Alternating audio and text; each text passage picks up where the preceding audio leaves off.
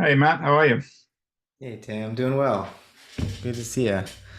I don't Yeah, do good. drugs. I am drugs. I like that. Mm. It's a Salvador Dali quote. It's a good one for. It's getting a bit tattered actually, but it's one that I often wear when I'm teaching my human relationship with drugs series of lectures. Nice. So a good Yeah, one for a biochemist. I am absolutely. comprised of all of these active molecules interacting, doing their thing, much like drugs. I like it. So it's, what is it, Thursday morning for you? Is that right? It is. It is indeed. Yeah, it's 10 Nice. a.m. on Thursday morning for me. Yeah. Well, thanks for joining me this morning for you. Hope the Thanks for day's off having to a me. good start. Yeah, it's going to be a hot one. It's going to be over 100 Fahrenheit here today. Ouch. Um, yeah, yesterday was, I looked up the conversion so we can talk about it, but yesterday it was like 36 Celsius, which is, I think, about 97 Fahrenheit. And then today it's forecast to be over 38, which is 100 and a bit. Yeah. Jeez. Yeah, it's interesting. Just the time difference and the seasonal reversal for us. The Earth is round. It's tilted. It has strange effects. Totally. What's the weather like for you at the moment? This is our rainy season, Hmm. and it's been raining all day, raining all week. We're at the top of a hill, so we don't have to worry about flooding. Hmm. But the watershed is shedding, and just took a walk earlier. It's nice to see um, the creeks and streams, not quite overflowing, but getting there. So yeah, we're saturated here. Yeah. We've had a lot of wild wet weather in Australia. I mean, a little bit here, but more north. I mean, it is the wet season for northern Australia as well. So anywhere from kind of subtropical to tropical Australia is wetter during what also corresponds to our summer. Obviously, being the tropics.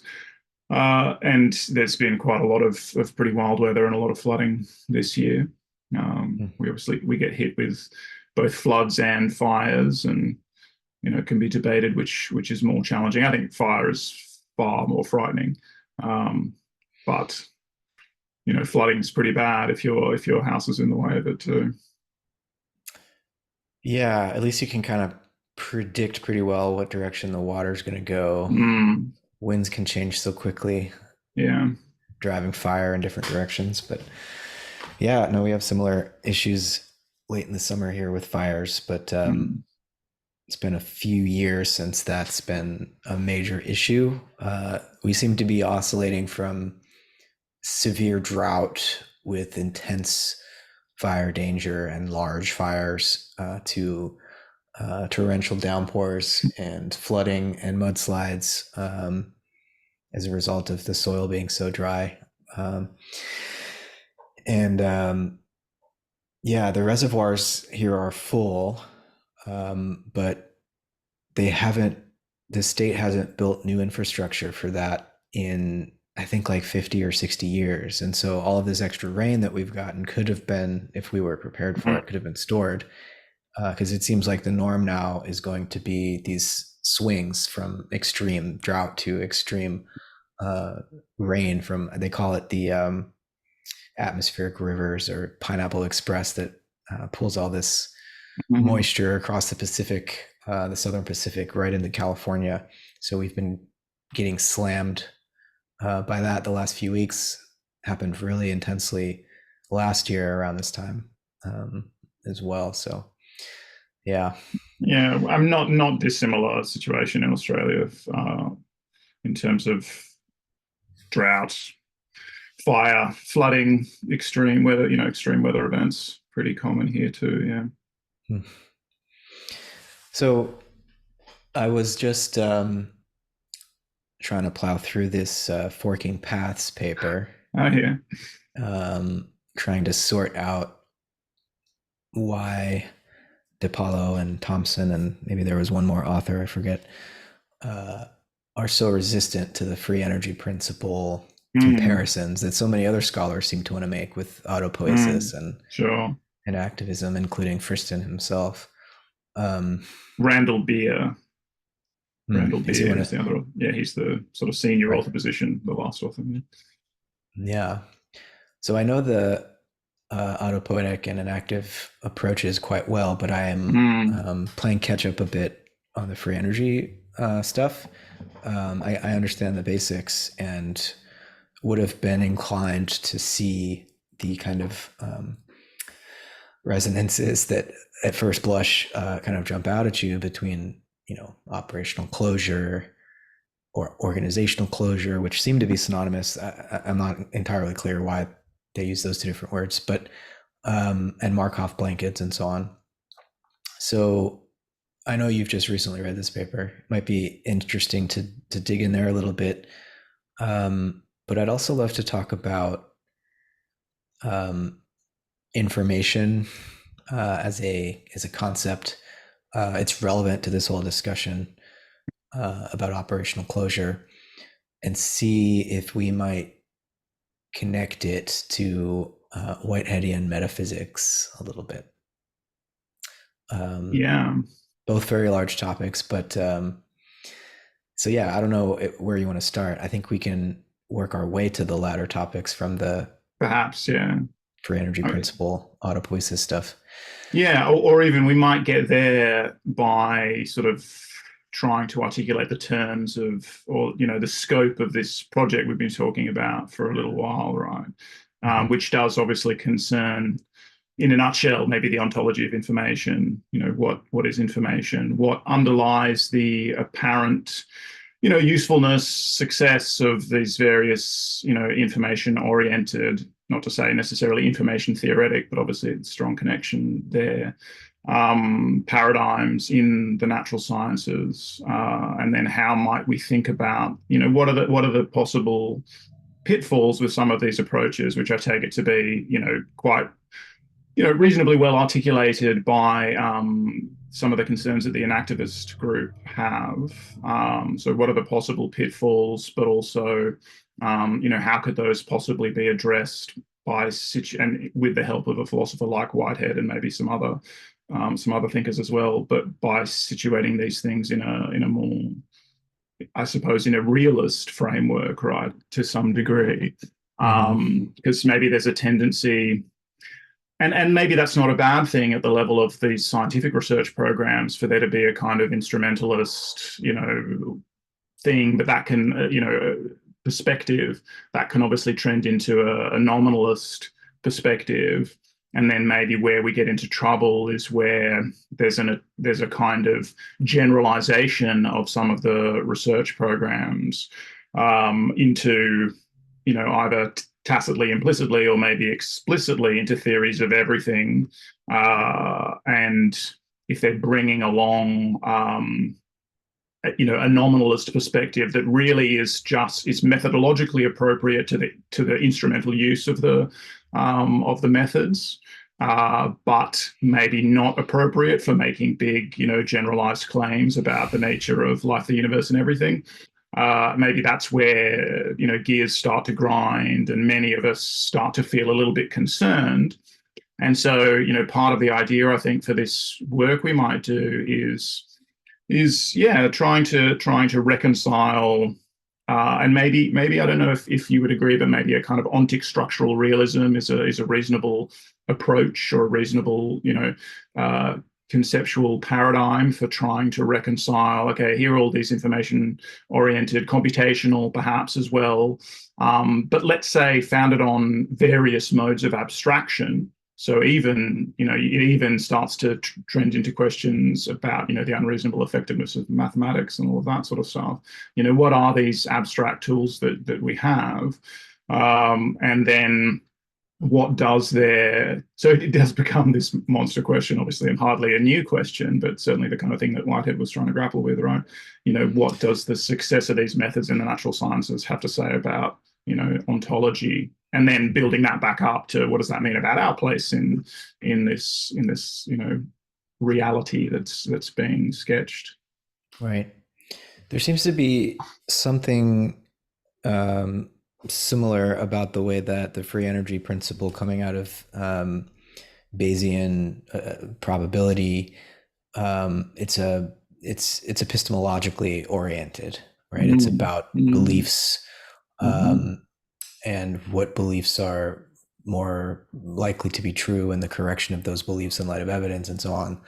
Um, and I've always had a similar sense about an activism mm, being an account of living organization and experience, because there's this mind life continuity thesis that comes along with these approaches, autopoiesis in biology and in activism and cognitive science, where there's a bit of ontological underdetermination, or nothing is said about um, the world independent of a given organism, because all that we can know is what's brought forth by the operationally closed network of relations that constitute a living creature, or that constitute a nervous system.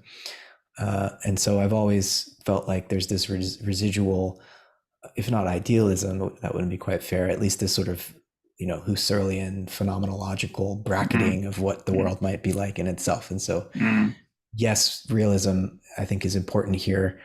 And in both cases, in both of these approaches, um, there seems to be they're put forward in a more instrumental way, and this is more mm, about the epistemological question of how to understand how systems can um, adapt to environments without really being able to ask the metaphysical questions, but they nonetheless, Friston seems to be open, at least, and maybe himself has speculated about how far he can push mm, the free energy principle. And one of the worries that um, was expressed in this laying down a forking path paper was that the free energy principle seems to be too broad in its application, such that we could mm, understand like the Earth as a whole. We were talking about weather earlier, like the Earth as a whole having mm, a kind of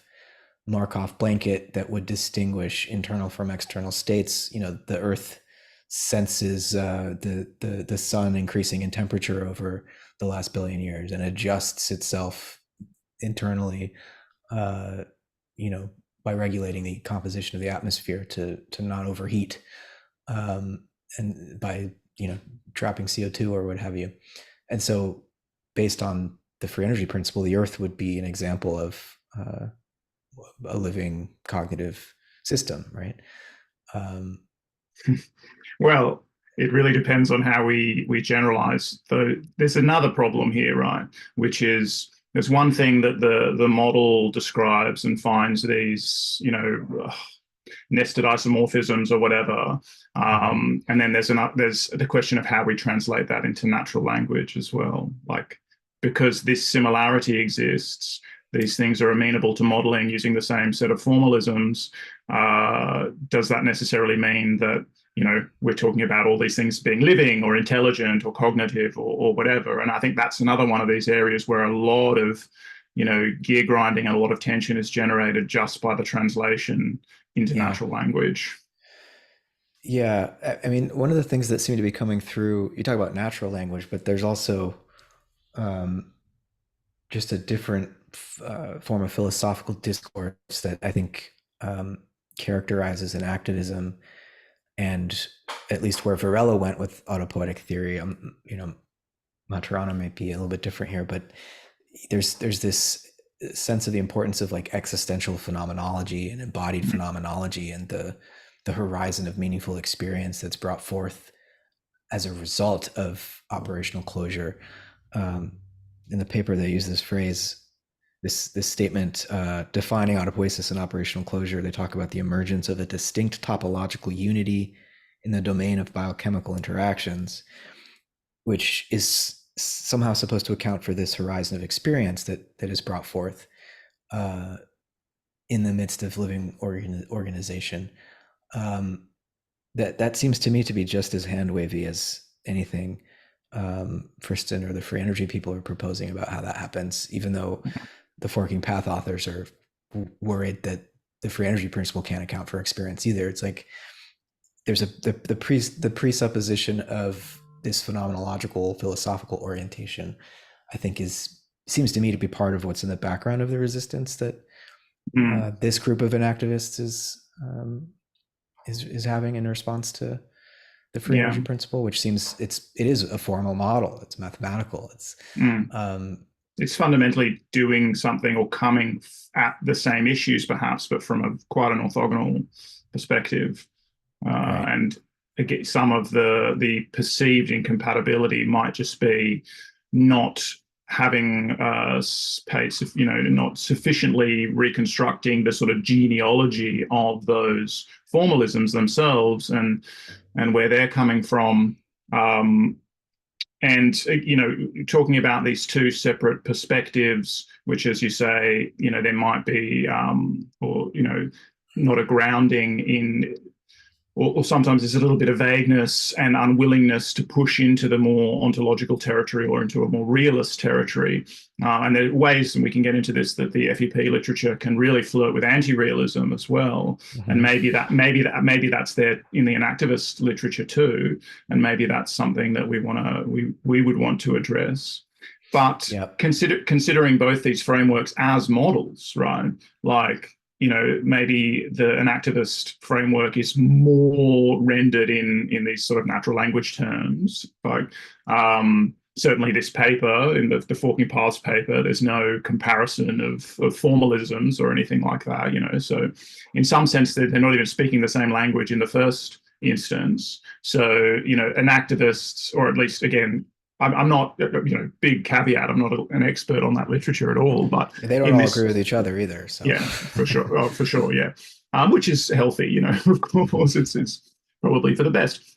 But in terms of that paper, they're saying, well, we need the model. We would need a model to do X, Y, and Z, to account for X, Y, and Z, which we take to be, important features of organisms, say. And the free energy principle is incapable of doing this. But they're giving their lists in terms of, this natural language list, again, a conceptual list, and they are assessing within a very narrow subset of the free energy principle literature, I would say, as well. And, as I said in the email, totally fair enough. Like you said, you were playing catch up. Well, aren't we all? It's like there's been this incredible profusion of literature, and it is hard to, and there have been many, many, many different things said, and the claim that this principle can apply, well, essentially to life, the universe, and everything is there. But what this paper is doing is comparing its own framework, which seems to be particularly, articulated in natural language, with what are, in some sense, translations or implications of a formal framework into natural language. And those may be more or less, good translations, more or less felicitous translations. And then there are all of these issues of translation that we get into there, which we touched on earlier before, which is, again, just because this same formalism can describe, systems at very, very different levels of complexity, does that necessarily mean that, and maybe to some degree you can think of it as derived from a sort of, computational neuroscience approach and from cognitive science, or at least that's where it's been most elaborated. Does that mean because this principle, which has turned out to be really useful in cognitive science, applies to, I don't know, a rock or to, the planet, does that mean that this rock or this planet or whatever is itself a cognitive system?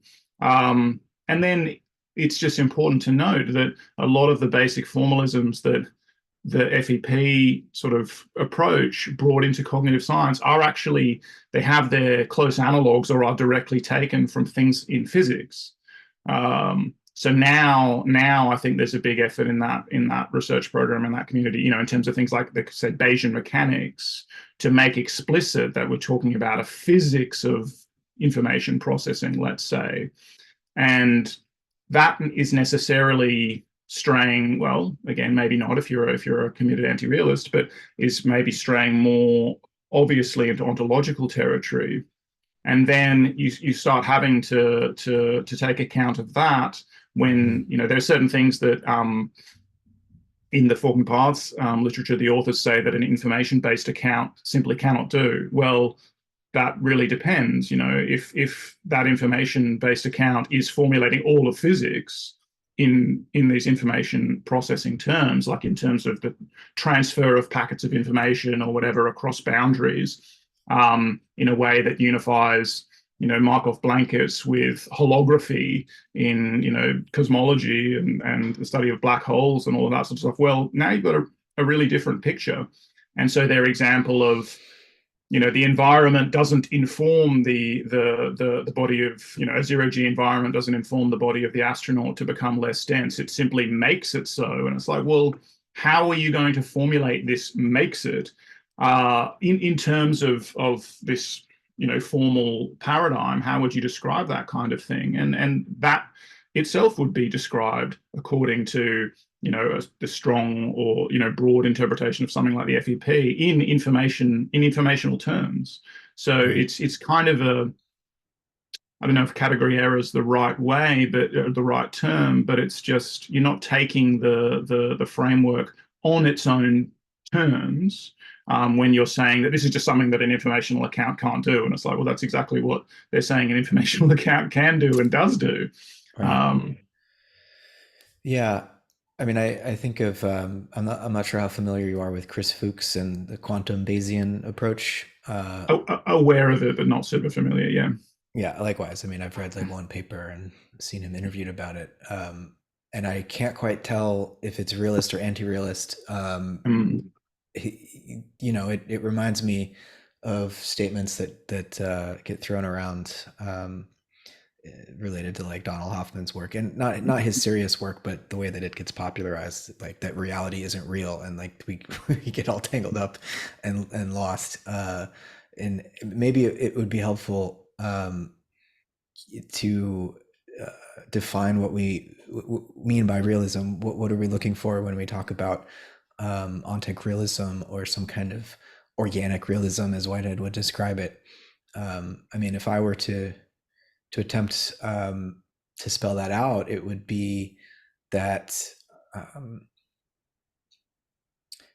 a realism as opposed to anti-realism, or I could just say idealism, would be that there are that reality is going on, that real events are occurring everywhere beyond the reach of conscious minds, right? And so, of course, as a I'm going to use the word pan-experientialist, until you've succeeded in beating it out of me. I don't know if you will, um, to say that a conscious mind is not observing something doesn't mean that there can't still be sort of experiential events, or events which have an experiential component going on everywhere and always, right?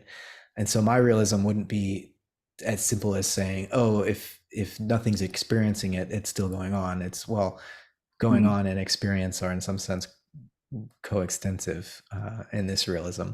But I Yeah. wonder, how would you approach that question? Well, it's a big one, but I think in terms of beating that experientialism out of you, I think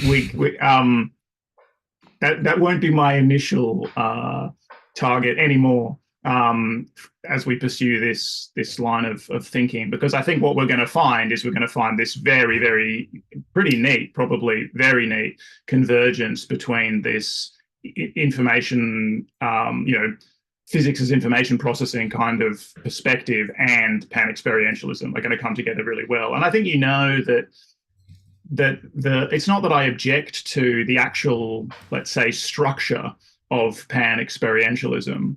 It's more that I query the generalization of the term experience itself. And even though I feel like it's justified in terms of a history of usage or a traditional usage, perhaps, of that term, and maybe an etymological history of that term, and even a dictionary definition in terms of like practical contact, and the capacity to respond and basically to be informed by the environment, right? So I think we'll find this deep convergence, and Whitehead will be extremely useful. And then we'll work out whether we are pushing beyond that, or we work out how, if we have this relatively neat sort of structural convergence, how would we best translate that into natural language? And I think, if one is doing any kind of, public engagement with the public, whether that's me in my role with the Australian Venom Research Unit, where I'm talking about snake venoms and, venomous organisms as threatening processes, but I'm trying to translate information or knowledge about, hopefully, about the evolution of venom systems, the ecology of venomous organisms, and all this kind of stuff into terms that are readily understandable and engaging for the general public, both to build awareness of the fact that, yeah, there are these potentially dangerous organisms in your environment, and here's what you should do if you encounter them, but also to try and cultivate a sense of wonder and celebration of those sorts of things. So it's necessarily the case that I'm going to make I have to continually consider my choices of language, like how am I going to translate some things that might be more technical, or I'm not just going to throw jargon at people, but I'm also not going to just use words that are in common parlance in an idiosyncratic way and then say that, well, I'm justified in doing that because I'm the expert. That would be the Lawrence Krauss thing, right? A universe from nothing. Well, physicists have redefined nothing, so it's completely fine. With apologies to Lawrence Krauss, well, if he deserves them, I don't know. But we have to be careful, and so that's a separate question, though, in some sense. In that I think that, let's say, the Whiteheadian formalism, or the Whiteheadian model, and this, probably the FEP model, if we're calling it that, and its roots in a certain view of physics, are going to correspond pretty tightly, I suspect. That's one of my hypotheses about this research program.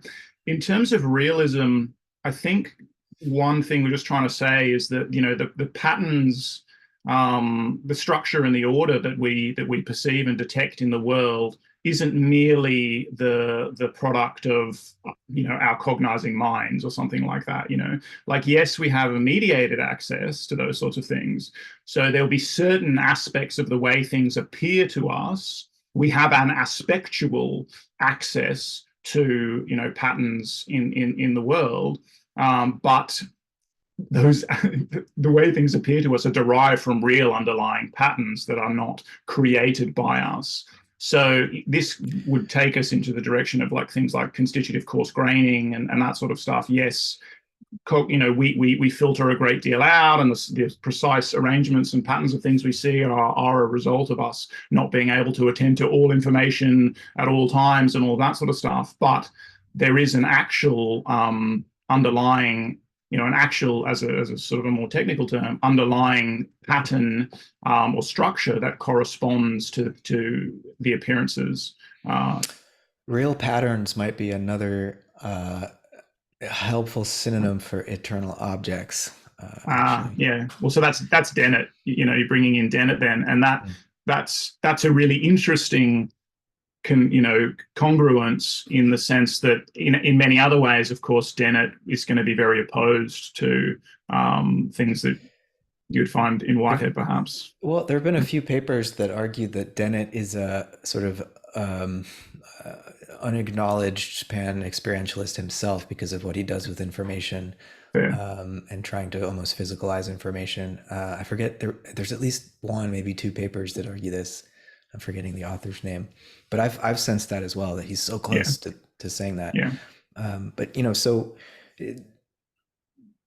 to further refine this sort of definition of realism, I think it's important to point out the sense in which our, as human beings, very complex animals with highly refined sensory organs, the sort of the way the world displays itself to us, to our eyes, let's say, in particular, is probably the furthest from the reality of those real patterns that you're talking about, of any of the channels of our experience that are available to us, right? And so, the Platonic, Neoplatonic tradition would always talk about our sensory experience as the most illusory, form of access that we have to what would be real, if it allows us to access what's real at all. And there's an interesting way in which, in Whitehead's account of perception, that's also true, even though he's a realist. Whitehead would say we're most in touch with the real in our emotional life, that's he thinks the closest analogy we have to how energy is transmitted in nature beyond even the biological world is as a kind of he calls them feeling vectors, Mm. and so when we talk about realism and how we might come to grok what's really or actually uh, going on beyond just our conscious aspectual perspective on things, Whitehead would want to direct us to our bodily feelings, to our Mm. emotions, to Mm. mood, to the sense of is the causal vectors that are just right below the surface of our conscious attention often, but I think we can kind of cultivate Yeah. a capacity to be more in touch with this, with these deeper bodily feelings that pull us out of where our attention wants to go, which is into these highly refined sense organs that we have. But those sense organs are actually producing a very abstract picture for us of the salient features of the environment, but a very narrow band, a very Mm. selected channel of all the blooming, buzzing confusion that's going on, right? Mm. Um, and so it's tricky to this form of realism, pan experiential realism, if you want. Uh, it's not saying that reality is just as it appears to us through our eyes or something, or Mm. through our five senses, any of our Sure, five sure. senses. Yeah. There's a deeper reality to be uncovered, but we can uncover it, and that's what not just science is all about, but I think also art and religion, spirituality. These are all ways of getting at this deeper um, substructure of real patterning, and so yeah, I mean, yeah. Do you want to say anything about that? And I was thinking I could bridge to the eternal objects thing, but I don't want to leave this topic. If Yeah, you have no, more, let's hit eternal objects in a second. Well, one thing that comes to mind immediately, in well, so I I agree that Dennett could probably be thought of in those terms, but I think that maybe because he doesn't have he eschews also some degree of engagement with ontology, and remains often at a kind of quasi instrumentalist level, that maybe some of the things that he says, which are very inconsistent, could, had he, were he willing to deal with even things like free will and agency, which he's this great defender of, but at an ontological level, which he will basically say is not really relevant. Maybe some of those inconsistencies would be ironed out, and he would end up converging with a pan experientialist view. And so I've just put into our Google Doc a note to put in, like, it's Ladyman and Ross who are developing the real patterns, which is I mentioned ontic structural realism right at the beginning. So that's the convergence there, and Don Ross's rainforest realism is another way of elaborating those ideas, which I think is nice. In terms of pan experientialism, I think maybe with the FEP you're going to find, and maybe with Charles Sanders Peirce as well, to bring him in, although not in great detail because he's like forbiddingly complex as well, and I'm very much a neophyte there too, under the guidance of friends who know a lot more. But maybe substituting or making an analogy between pan experientialism and pan inferentialism. So maybe that leaves the door open to more of an anti-realist stance as well. I don't know, but we might find a convergence between a pan-inferentialism, which is, what can we infer about objects by what we read off their surfaces to some degree, right? Which is holography, which is also Markov blankets, which is the FEP formalism is sort of about that. Like, we don't need to know what's going on, or we can't know what's going on the inside, so to speak. And there's actually an interesting dovetailing with Harman's object-oriented ontology there as well. Like, the object withdraws, but you get this surface layer at which interactions can be made. And then there are analogies to be made very directly with things that I study more empirically, like, protein-protein interactions and the difference between, like, surface residues that actually interact and engage, ligands, epitopes, and structural residues that are buried in the core of the molecule, and make possible, well, are crucial to its structure, which makes possible its set of interactions, but don't actually take part in interactions. And to the extent that one molecule is receiving information or experiencing another molecule, it doesn't need to know anything about the structural core of that molecule, really, right? So there's a surface to surface interaction. So I think all of those things are probably going to come together in interesting ways. And then, because I went on that tangent, I've completely forgotten what the other part of what I was going to address in response to what you said. What was the last part that you said?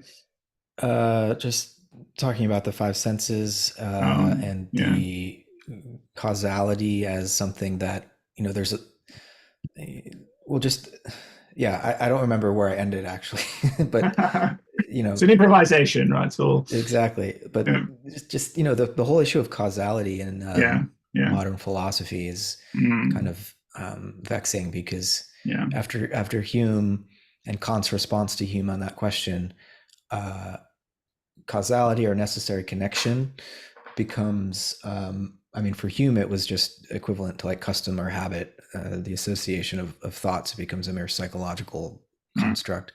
And then in Kant, causality becomes a category that we must interpret our experience in terms of, but it's still a projection of our mind, basically, mm, onto phenomena. And all of science gets reduced to the study of phenomena, and what's really going on out there we can't say. And I think that's an anti-realist place to end up. And I don't know that science, to the extent that natural science, to the extent that it uh, remains instrumental, um, can do better. And especially once you get the rise of like statistical mechanics and whatnot, and mm, um, this move really into giving up the idea of actual mechanistic explanation, and mm. in terms of at the micro level, and instead just looking at in the aggregate statistically, like this is how things behave. Yeah. Um, I think so, sorry, go on. well, I just think that Whitehead's account of causation in terms of prehension, right? The transmission of feelings is a Yeah. way of going back to Hume and pointing out the ways in which actually we do directly experience causality Mm, all the time. mm, And we don't need to reintroduce it as a priori category. mm, It's an a priori. Well, I can't do that. It's an experience. It's mm, something that mm, we, but it's not just a posteriori either. mm, mm. It's necessary for experience, but it's not imposed on experience by the mind or something. Yeah, I think the problem with a lot of these sort of anti-realist views, or where some of these views trend into anti-realism, is that won't be saying anything new here, but it's where the mind and what it's doing and how it's creating these summary functions and coarse graining and extracting aspects from the world,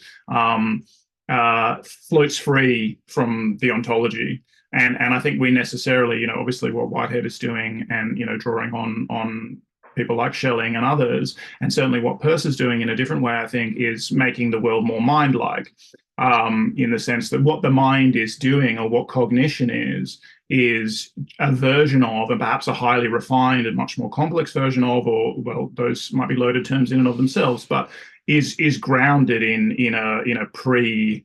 Well, this is the question: is it like a pre cognitive reality, or does this mean all reality is cognitive? And then we get into these questions of how do we translate this maybe necessity of these again, isomorphic patterns at different levels of organization. How do we translate that need to ground, say, these information-oriented accounts in a realist ontology? How do we then translate that into language or into isms? Does that mean we're talking about panpsychism? Does that mean we're talking about pan-experientialism or something like that? Or are there just other ways of talking about this Does it mean in a Strawsonian sense, that physicalism entails panpsychism, or is it just like, well, that's just a move you've made in language and definitionally, and we can actually draw the boundaries a little bit differently than that, if we choose to do so. And of course, in an evolutionary view, evolution writ large view, yeah, we're going to find that all these things are. This is our first conversation that you and I had. We're going to find that all these things are on continua. But nonetheless, this is a differentiated continuum, obviously. And I don't think anyone's denying that. And therefore, as a matter of everything from analysis to just ways of speaking, we are going to want to chunk up that continuum or those continua into the ways that are effective and sense making for us.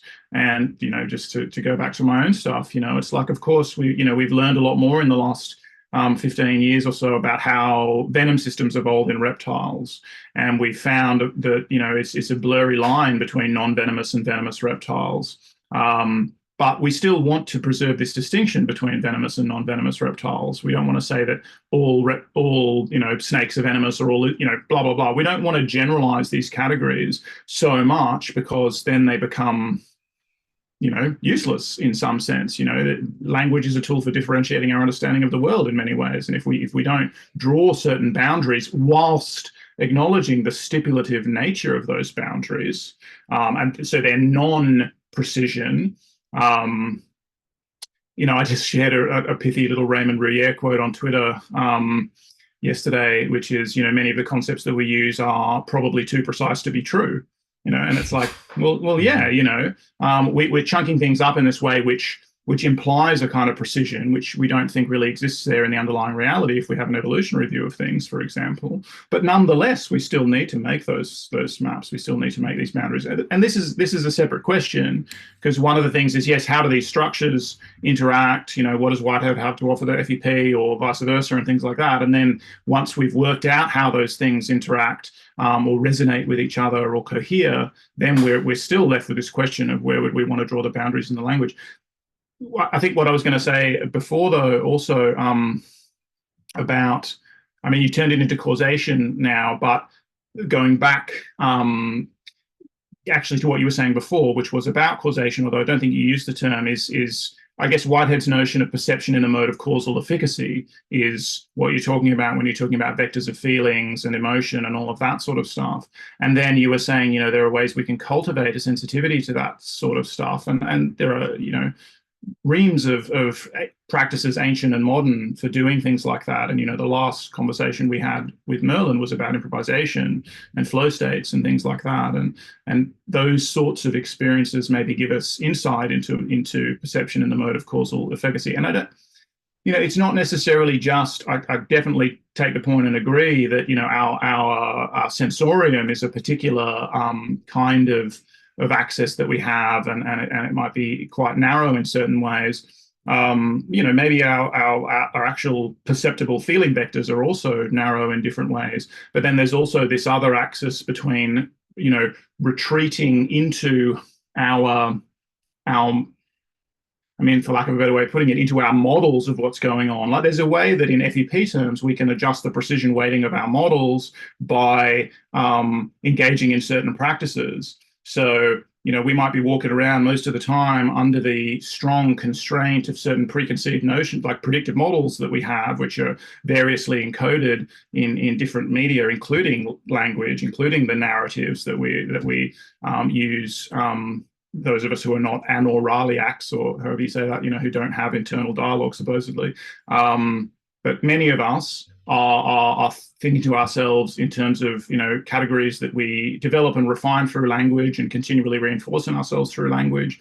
And that can be likened to aspects of the ego function. So there's a way that, psychoanalysis has things to say here, as well as practices like, mindfulness meditation and things where we learn to suspend at least certain layers of the predictive models that normally constrain our perception, and then we actually open up to a broader perception of real patterns. Let's not necessarily say of reality as it is in itself, because I think people jump to that to, like, it's classic in the psychedelic literature, right? Like you have a psychedelic experience and you're like, now I know, exactly how things are. And I've been, deluded all my life, but I've seen the true now. And I mean, that's a very dangerous move to make. You have certainly peeled back certain layers of mediation, perhaps.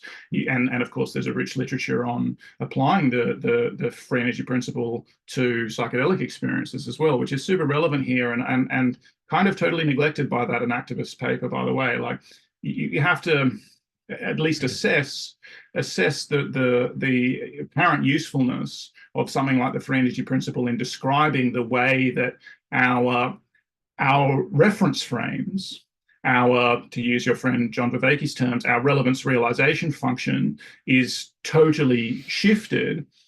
Because, I mean, this would get into a discussion which we can get into of the way they treat the non-equilibrium steady state assumption in the FEP in that inactivist paper. We can go there or not, but the FEP has also been used a lot to model this sort of dynamism in changes of reference frames, and that just seems completely neglected by that response there. So I kind of jumped around a bunch there. Sorry, so I'll stop.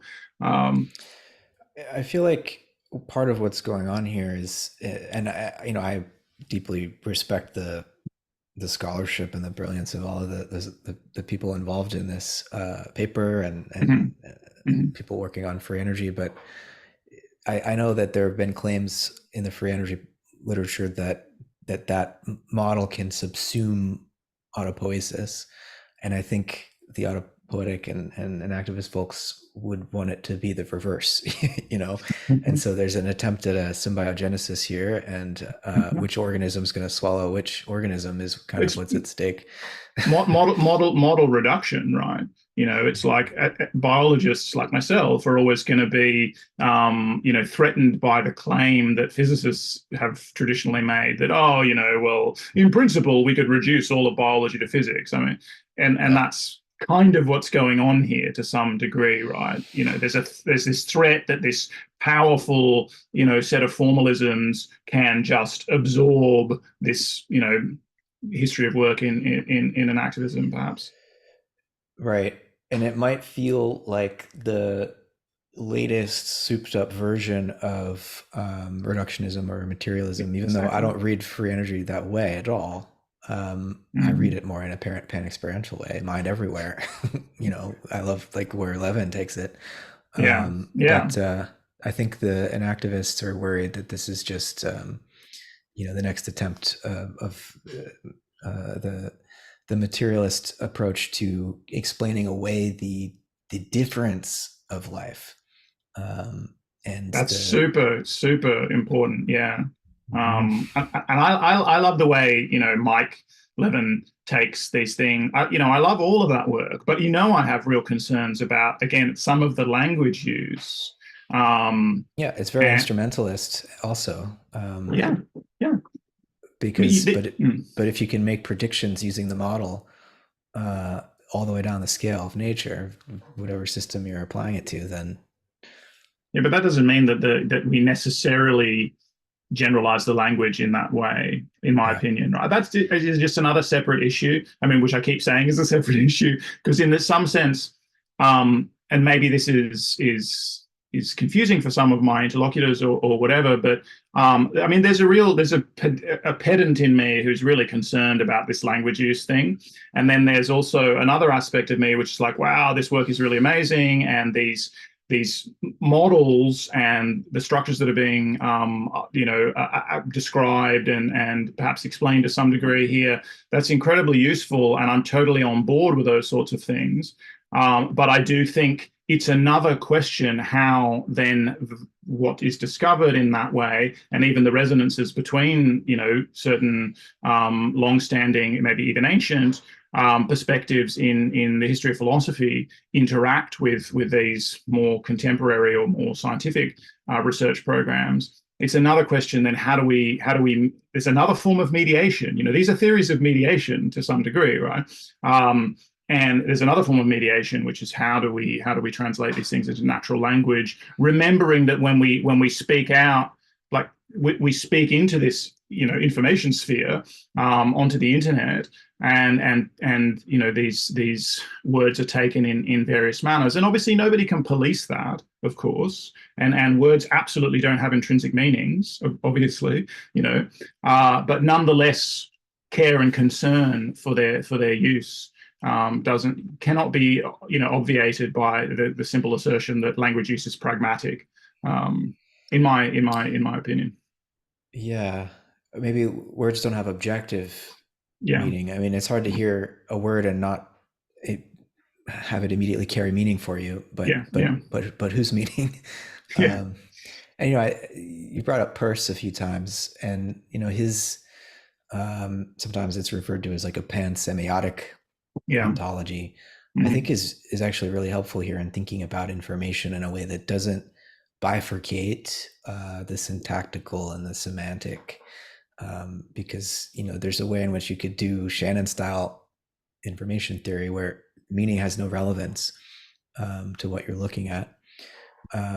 Whereas for the inactivist, if you're going to talk about information, it's always got to be relative to a horizon of experience for whom it is meaningful, mm, and how it counts as meaningful is totally, from that perspective, determined by the organizational closure of that network of relations that constitutes that organism as an organism. mm, And so to talk about objective information out there in the environment, let's say, that could be meaningful to the organism makes no sense from that point of view. But on the other hand, if we take Peirce and his view of uh, semiosis or sign interpretation going all the way down, even into the physical world, then we can think about information as not just a syntactical thing for instrumental purposes of uh, transmitting data or whatever, but that actually the transmission of data is meaningful to the interpretants who are transmitting it, whether they are electrons or molecules or living organisms. And it's another linguistic um, tactic for getting at these ideas, um, but ends up in the same place as Whitehead, I think. mm. Um, thinking Well, about signs and um, objects and interpretants and that triadic relationship as uh, a metaphysics of meaning that allows us to understand the entire world as um, a process of information transaction, but information as meaningful, not just as uh, yeah, syntax. and you say this ontology. I think a thing that seems to be neglected a lot in considerations of Peirce is that he isn't just talking about, this human sign use or even organismal sign use as floating free from a deeper ontology. He is, a metaphysician, and he does have, and it gets very, very complex and really difficult to deal with. And I certainly haven't internalized it. I'm not ready to speak on it, but he proliferates different forms of signs, beyond the basic, icon index symbol triad, as a way of trying to build this semiosis into the foundations of his realism. And obviously, one of his gravest concerns is the defense of realism against nominalism, and semiotics is his response to that challenge, really. So yes, it becomes a pan semiosis thing, or a pan inferentialism, which is, yes, very much dovetails with Whitehead's pan experientialism. And I believe Whitehead recognized that himself. Later on, he sort of said, "Oh, I never read Peirce before, but it's actually really close to what I have been getting at." Yeah, Um, yeah. He yeah, and read. then Yeah. Oh, go ahead. well, I was just going to say that they both have a shared admiration for Schelling, right? Absolutely. Well, yes, Peirce much more so than Whitehead. Whitehead read very little Schelling, but Peirce was steeped in Yeah. Schelling and Hegel. I think Mhm. could appreciate them far more than Whitehead was able to. Uh, but yeah, Whitehead does actually cite Peirce in his 1898 book, Universal Algebra, but it's a very mathematical Yeah. Yeah. technical paper of Peirce's. He didn't know about his philosophy Mm. and his semiotics and whatnot until the 30s, uh, because his student Charles Hart, not his student, his colleague at Harvard, but his junior at Harvard, Charles Hartshorne, was responsible for the Peirce archives there and showed Whitehead some stuff. And Whitehead was like, "Oh wow, you have to promise that you just showed me this now," um, Yeah. because of how convergent it was. Mm. But so,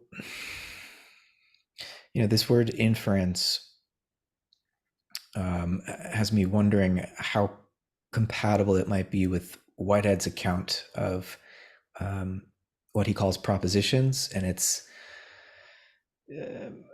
his word choices can be, I wish he would have invented a neologism here, because he uses proposition in a way that takes it far afield from what logicians mean um, in the context of judgments, where propositions are, written statements, whether in natural language or in symbolic logic. Whitehead means something far more general.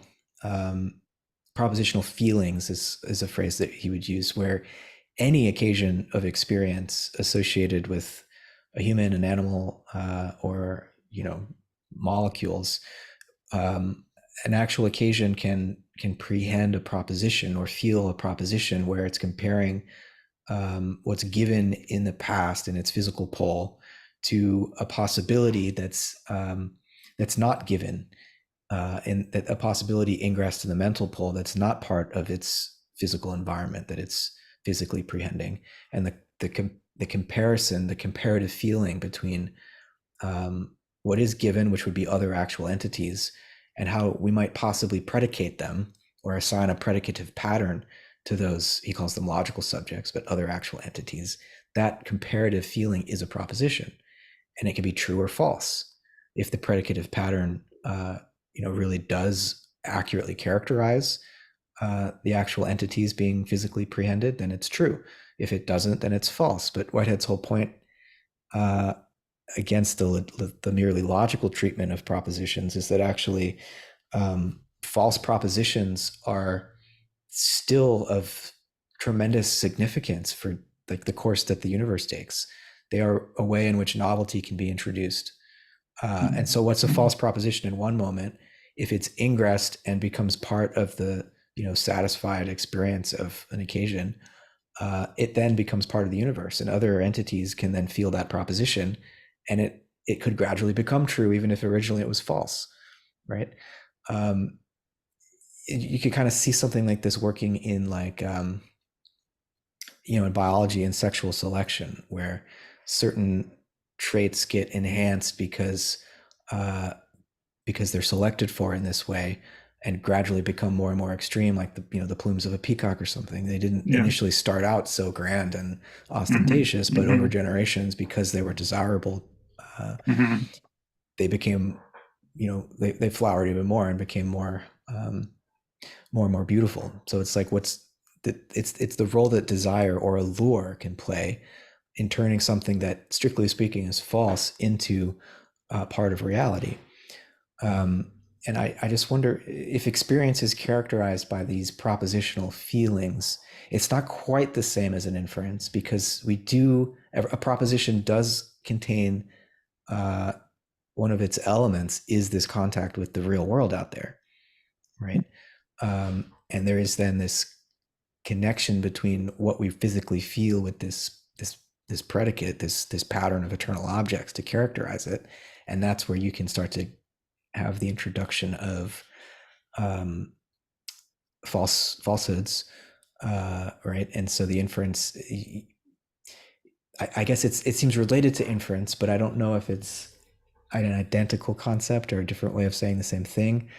And I know you're not maybe as up to speed on Whitehead's whole propositional theory, and what I've just laid out might be totally confusing, but Well, I think it makes a lot of sense. I'm not, and I think there are ways we can analogize it as you did already, but to probably even to more general things going on in biology, but also things like the notion of a productive misreading or something in an engagement with a text, right? mm-hmm. That a new meaning emerges in this sort of incorrect inference, basically, that is made, or we can say a feeling is stimulated in the reader that was not intended by the author, but it's nonetheless a genuine, thing in the world now. This novel vector of comprehension, and that can lead to somebody, generating an entire corpus of their own work, based on a misunderstanding. I mean, maybe the history of philosophy is a sort of series of misunderstandings in this way. And the problem I have actually with saying more coherent things about that is that what you were saying just then touches on so many different things, like the nature of possibility in some broad sense, but the way that error or noise is generative in biological systems in general. I mean, we can obviously think of proofreading errors and mutational events. We can think of molecular stochasticity and gene expression, all of these different things as ways that noise and kind of error, at least in relation to some particular reference frame, or in relation to some particular attractor, if we're going into this whole steady state idea again, and the way that it's treated or mistreated in the inactivist paper, but ways that you can bring an account of steady states into coherence with an account of path dependency, historicity, and also the possibility of the origins of novelty, in terms of introducing stochastic perturbations and that sort of stuff to those sorts of dynamical systems that are otherwise under the influence of an attractor. So I think there are a lot of different things, and yes, I don't have a precise understanding of Whitehead's theory of propositions, but it's suggestive of a lot of connections that could be made to me. One of the things that came up in thinking about the interplay between the free energy principle and Whitehead, and this was part of what was going on in that email thread with Michael Kearney, who my friend in Melbourne there. Hopefully to be friend in Melbourne there. Well, yeah, I mean, you're the one who introduced me to him. I funnily enough, yeah. But he's got this diagram trying to map the free energy basic model of external states, internal states, and sensations and actions, and that looping process, trying to map that to Whitehead's process of concrescence. And one of the things that stuck out to me there is that when we're talking about inferences in the free energy approach, they're part of the internal states, right? And when Whitehead talks about a proposition or a prehension, there's a way in which what constitutes experience is never just internal to some bounded system. The concrescence is itself a growing together of the whole universe.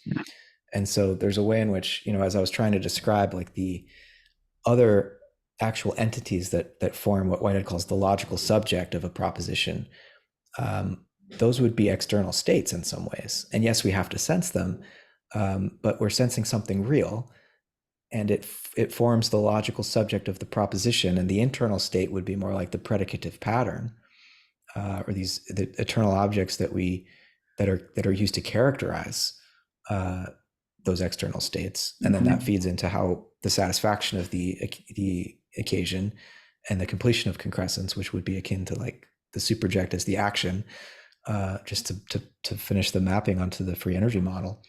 But it just struck me that there's this internalism going on, I feel like, in the free energy approach that's not there in Whitehead's account of concrescence, and that might be one area of divergence, and I know that there are realist ways of interpreting the free energy principle, and this would be the anti-realist way that I'm laying out here to contrast it more with what Whitehead's doing. But does that kind of... Well, I think because there's always a coupling between internal and external states in the free energy account that's so what's so they're coupled, but the blanket is insulating them still. Yes, but the coupling is a sparse coupling that's taking place across this boundary. So only certain information about the whatever system, the two systems that are interacting, only certain information is available for transfer between them.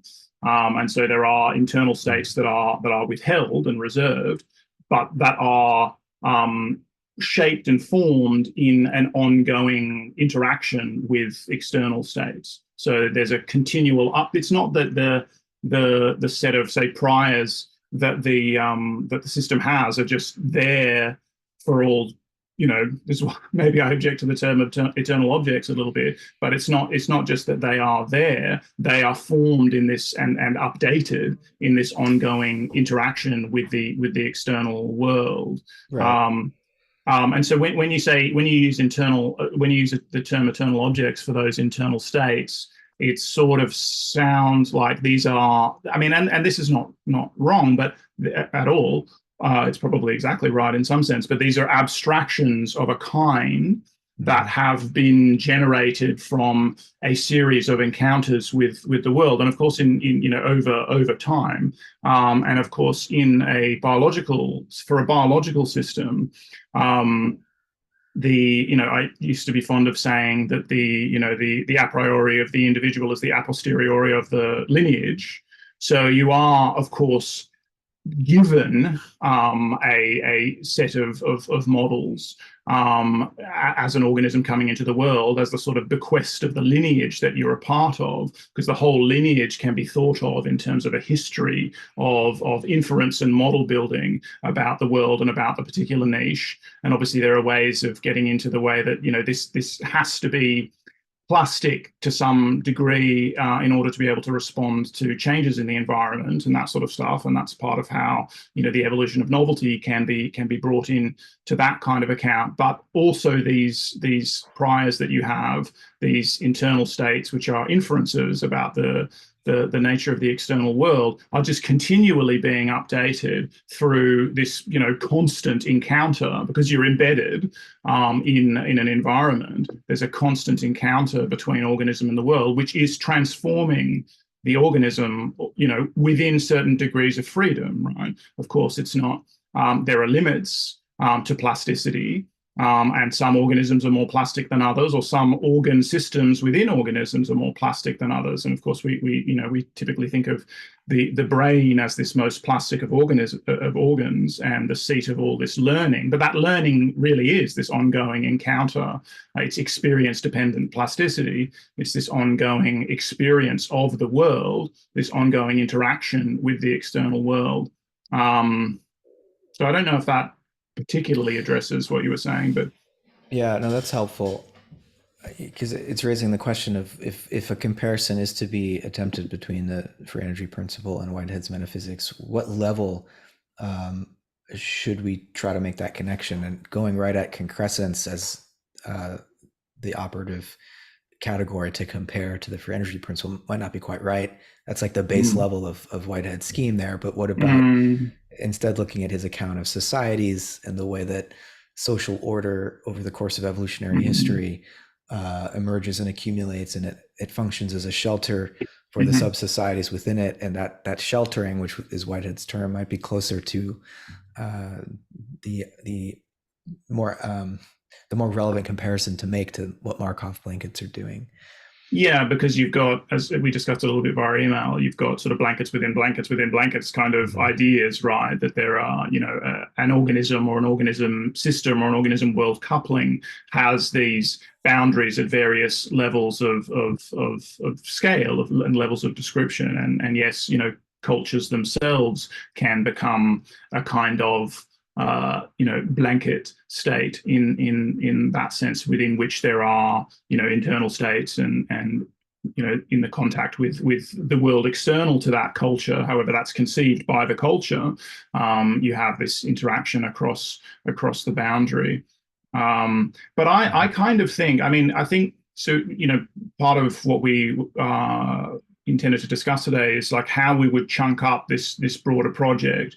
And the project, as I see it, it becomes something very huge, and ultimately one wishes to be making, I think, that comparison at the level of the baseline ontology. So at the level of concrescence, maybe for Whitehead. And let's talk about eternal objects and the primordial envisagement and stuff in a second, maybe. So I think one wants to take it all the way, but then the question is, how do we, do we chunk it up? Of course, we chunk it up into various levels where maybe we are restricting the comparison. And I don't see the project as being how do Whitehead and the FEP interact. I see that as part of the broader project, because I think there are a number of other approaches from using things like Floridi's definition of the philosophy of information as possibly an orienting framework, but maybe comparing. It's funny that he and Jean-Pierre Dupuy both talk about man as becoming the demiurge, right? And Floridi is basically saying we have to assume this mantle now, and perhaps the philosophy of information's job is to mediate our assumption of that. And the ethics of that and all of these sorts of things. Whereas Dupuy seems to fundamentally see that as a very, very negative move. And he's very concerned about all the ethical consequences of nanotechnology and all these things. And I mean, we are seeing, of course, that the FEP itself is being, is readily applied to all of these pragmatic usages. But so, there's a very broad scope of the project. And then there's a looking at the way different frameworks in contemporary science and things like, started to make a little bit of a list, but, certainly Wolfram, FEP, and other things around that. We talked about perhaps delving into assembly theory a little bit in the past, so maybe that's another thing. But then various contemporary through ancient, maybe ways of engaging with, just mapping, as I just say, mapping loosely isomorphisms or resonances is probably just a better way of putting it, kind of coherences through a comparative method. But so, yeah, I think in terms of Whitehead and the FEP, yes, maybe we'd want to isolate that initially to this level that you're discussing in terms of Whitehead's account of societies and the organism as society embedded within society, and how that aligns with organisms as these, nested systems of blanketed states. And I think that there's a necessary just complexifying of this free energy account. And again, in terms of the things like non-equilibrium steady states and things, that you're talking about a system under the influence of many, many attractors that can also, so different subsystems have different attractors associated with them, and those boundaries can change. The boundaries can change, and therefore the attractors can change in interesting ways. And there are ways of bringing this together with pharmacology and things, as we've discussed as well. But there are lots and lots of fascinating examples just from biology that could be used to articulate that sort of stuff. But so one of the, just to bring it back to maybe some of Whitehead's fundamental categories,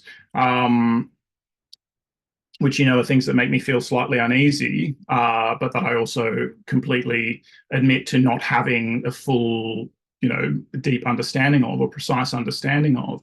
One of the questions, again, that's brought up in the forking, one of the implications in the Forking Paths paper is that the FEP accounts imagine that the relevance frame, which is required in order for information to be meaningful, simply pre-exists any given interaction. And I think that that's, kind of neglects the Bayesian aspect of, with iterative updates of the whole framework.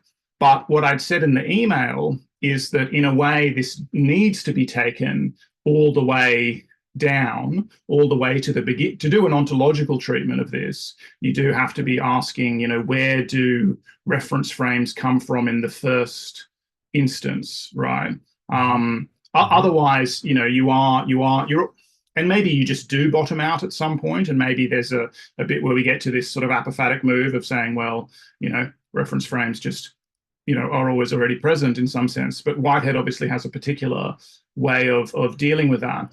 And I think in order to do justice to what the FEP is ultimately trying to do, and perhaps what the Forking Paths paper neglects, is again grounding it in the sort of physics of information, and the cosmological narrative about how entities.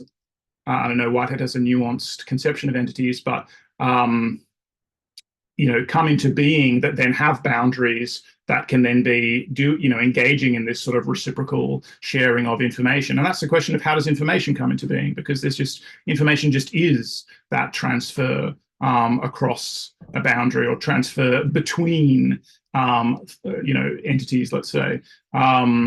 So yeah, and so I take that to be the problem that Whitehead is addressing. I mean, both with eternal objects to some degree, but then with the primordial envisagement, the primordial nature of God, is how does relevance get into the world? What is the reference frame, so to speak, which changes this sort of indeterminate, in the sense not ordered in any sense, soup of eternal objects into something that has vectors. It's like the initial setting of an aim, right? That for what will be the history of the universe as an ongoing exploration of that space of possibility that is the eternal objects. Right, right. Yeah. I mean, Whitehead has this great section on statistics and probability in process and reality, which I love to see on your stack right there, where he points this out that in any given attempt to arrive, in any case of that we try to make a statistical judgment, there's an assumed ground. And the question becomes, well, how do you establish that ground? Is that itself another case of statistical judgment? And then you end up with this infinite regress. And so the question is, well, where's the final ground here? Especially when you're trying to make statistical claims about the likelihood of the fundamental constants being this way or that way. It's like, what are you basing this on? And so, Whitehead says the buck has to stop somewhere. And so he talks about a non-statistical basis for judgments of probability, which, as you just laid out, ultimately bottoms out in the primordial nature of God, which is this original ordering of infinite possibility to give it something, some kind of vector or tilt or ordering that is not just randomness, but has a vector to it, as you were saying.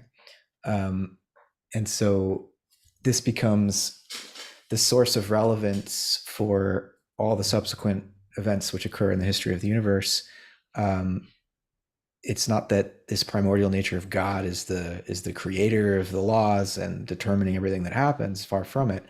But by providing this initial ground of relevance, everything else that happens has some comparison of some basis for comparison between the ideal and what it's actually faced with in its given situation and historical context.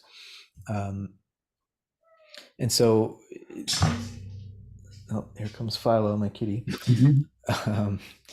So in terms of like entities, I think the sort of entity that you're talking about that would be an enduring organism of some kind would be what Whitehead calls a society, right? But he has these two. That's his third kind of entity would be an endurance like that, which is most of what our perception shows to us in the world around us are these enduring things. But metaphysically speaking, Whitehead has these two other types of entities, right? Actual occasions and eternal objects. And there have been many attempts over the decades to have Whitehead's process philosophy without eternal objects and just have actual occasions, feeling other actual occasions, inheriting and remembering what has occurred before. And the source of novelty, I'm not clear exactly how those accounts, getting rid of eternal objects and God's primordial nature, can explain novelty. That becomes the problem. They figure out different ways of doing it that seem satisfying to them, but I'm not satisfied with that because, one of the main reasons it seems impossible to do without eternal objects is that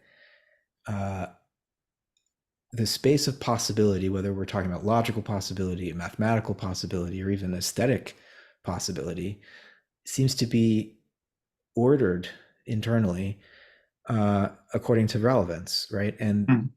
that's both relevance to our perspective and our needs as actual occasions of experience and as enduring organisms, but there's a relevance that also seems to be there, or a structure um, that's there giving some definite meaning to the relations among the eternal objects themselves. And like, we could try to have some radically constructivist reading of mathematics if we wanted to, but it seems that you can't just do away, like you can just say that math, the history of mathematics is a creative, fully just a creative endeavor, and it's just a matter of finding more symbols to represent abstractions, or that there's an element of discovery there. And it seems to me difficult to just totally wave away the reality of mathematical relationships being discovered, that Mm. there are real relations among numbers and other mathematical objects that we find in some way. And similar, like Mm. in an aesthetic register, the relationships between um, notes or colors that seem to be ordered among themselves and not just be something that um, can be explained by history, right? That we're discovering an aesthetic pattern here that has eternal significance. But And so how, there's, sorry, go on. well, I just wonder how else to explain the ordered relevance in Mm. these cases. And I suppose in any case, you could come up with some explanation that might be more or less satisfying. But the point is that like possibilities are not randomly arranged. They have an Completely. internal structure. Well, there's a relationship of adjacency, to use Yeah. Stuart Kaufman's term, Right. and I think, this is such a big topic that I think, to do justice to perhaps our maybe slightly differing intuitions about it is part of the point of this project, maybe. So, Right. anything I say now and anything we say today is just a beginning to sort of set the groundwork. So, but I might say that maybe I don't have an issue with eternal objects as being a useful way of thinking about possibility, certainly in terms of the existence of adjacency relations, and the existence of, and the nature of discovery in mathematics, not just invention and things like that. But I think once you're really thinking about a constructivist ontology, you already this shallow notion of history and of convention, where the things that humans do are just the product of human history, and so relations between notes and mathematics, the history of mathematics and things like that. It's not that the two alternatives are that there's this contingent product of human history and human conventions, or there's this eternal thing. No, it's there's the product of, say, cosmic history, cosmological history, such that there could be this incredible realm of possibility and an ordering of, like, mathematical objects, say, that is actually the product of a cosmological evolutionary history, but not the product of a human history of mathematics, say. And I know that Whitehead is trying to deal with that, and it's not that he's not making that basic move. He is. That's the whole point. I take it, right, is that he's trying to make these whole things, and it becomes a difficult thing to pass, in a sense, because I said to Jay Garfield some years ago, when I was reading his Hume book, on the concealed influence of custom. I mean, I just only ended up, as it was, he sent me a pre-publication version of it, and I really just read the first chapter, so I didn't read the whole book. But I sort of came back and said, well, you're looking at the concealed influence of custom and conventionalism at the human level, but what if it's conventions all the way down, Mm-hmm. basically? And it was just like that sort of didn't register. But that's the kind of account that certainly Peirce is trying to give as well. Yeah, and Right. you talked about Hume earlier, and causations aren't merely habits. Well, they're habits of the infinite, or habits of the cosmos, or what have you, right? Yeah. So Or they, laws are. Yeah. yeah, exactly, yeah, for sure. Patterns of causation, yeah. So the real question is, yes, the buck has to stop somewhere in terms of us having an explicit system, and Whitehead is trying to take explicitness to the hilt, I think, and I respect that completely. And then he does have space for the unsaying or the apophatic move or whatever in there as well. But I suppose a part of the question when you're taking these informational accounts, which do have this potentially nominalist leaning that we want to counter, is there's a way in which they line up with certain ancient, perhaps very simplistic, but semi-perennial accounts of the origins of cosmos or cosmic epochs and things like that, in terms of something that's moving, something that has a capacity for change, and something that and a principle of stickiness or attraction or something that creates vortices or knots or whatever in this underlying churning. Um, and it could be possible, or one could articulate an account of eternal objects in which they are, and again, it's going to necessarily be a vague account, and we're getting into a sort of zone where it's as much almost poetry and mythology as it's going to be, science per se, or even, a logical or formalizable account.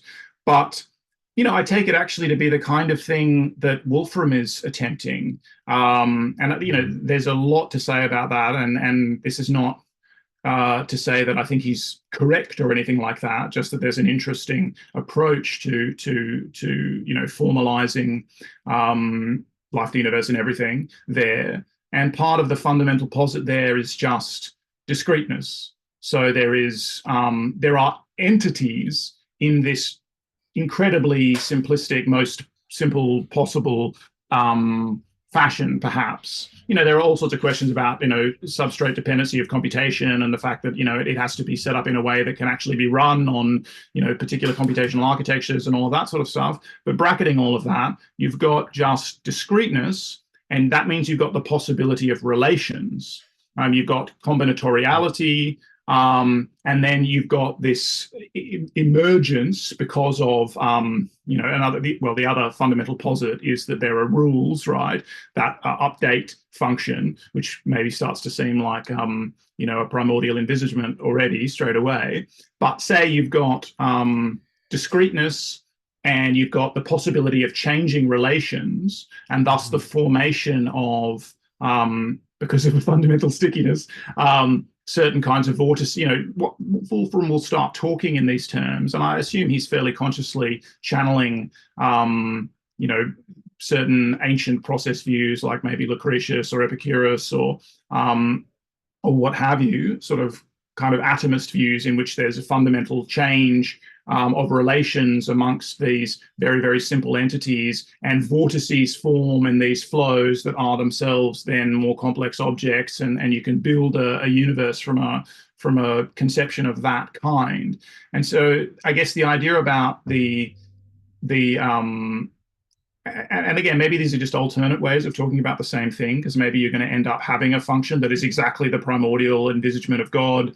The way I've seen that is whatever first, say, concretizes, or whatever first vortices form that are semi-stable, they are then the things that are setting this directionality, or and in fact giving birth to the eternal objects at that time as well. So they are, in a sense, because I know God doesn't create the eternal objects. The eternal objects are eternal, in a strong sense, right, in Whitehead.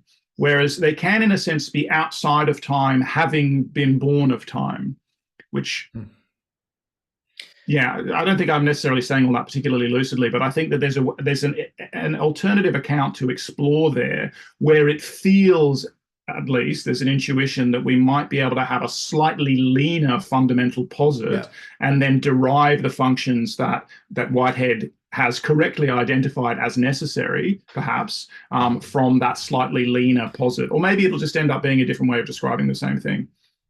The idea that generals could emerge historically, it seems to be Mm, what you're trying mm, to articulate mm. there.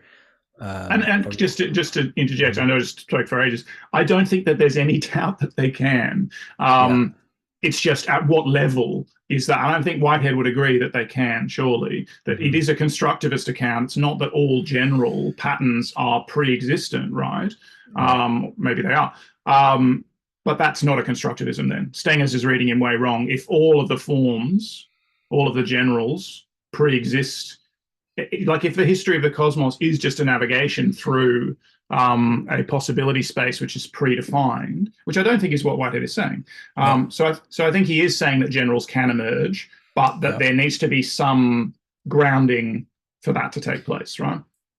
yeah. To say that laws are habits is another way of saying that generals can Sure, emerge. sure, But yes, yeah, the distinction, I think there's some slippage. So in my Whiteheadian reading of what you're articulating there, I think is showing some slippage between these different kinds of entities, endurances, uh, occurrences, and recurrences. Those are the like recurrences are eternal objects, sure. occurrences are the Mm-hmm, actualities, mm-hmm, and endurances are the habits, the societies that form over the course of history. And so for Whitehead, he's a constructivist in the sense that all enduring form in the universe is historically emergent, right? But his claim would be that in order to account for the conditions that make that enduring form possible, you need to make these posits of eternal objects and actual occasions and have them be asymmetrically related to one another, um, such that you could get a process of emergent evolution of new uh, generals or of new forms in this way. Um, and so I don't think he would say eternal objects can emerge over the course of history, but he would say that new patterns of enduring form can emerge over the course of history. And indeed, that's the only way that enduring form can come to be. It's a mm-hmm. historical construction. But then So those enduring forms surely are themselves recurrences. So they are generals on another level, let's say, of complexity, and they might be formed from the combination of these fundament from various combinations of these fundamental eternal objects, which again makes them like if those eternal objects are characterless in themselves, which I know is not Whitehead's thing, right? But if they're right, characterless in themselves, you end up with a similar picture that it's arrangements in these characterless eternals. So discreteness is a fundamental posit. You get a field of characterless eternals that there are boundaries between them, and then they combine and recombine in different ways to form different. And then those enduring forms are recurrences, right? They are patterns that continually they're habits. A habit is a pattern that is continually mm-hmm. repeated. So recurrences. So if you identify what I'm saying is if you identify recurrences with eternal objects, that seems uh, challenging. Right. I guess the that's coming from science in the modern world, where Whitehead refers to them as Mm, occurrences, and it could be that that's his attempt to prevent us from imagining them as existing in some other world out there, beyond the physical or the mm, actual world. mm, mm, Recurrence would be how the eternal objects are always showing up to us, mm, and they function so as to allow us to identify a an entity again in two different times, or places, even though at a level of the at the level of the physical structure, there's been tons of changes, and I mean, there's no yeah, stability at that level, even at the level, but even though at the level of recognition of the form that's being instantiated, there's some stability there, mm, right? And so the I guess the term recurrence is an attempt to direct our attention to what's stable amidst the changes. totally, Uh, yeah. And that's where some people make the anti-realist move of saying that those stable recurrences are, merely the way things appear to us, which is kind of what you said in passing just then, right?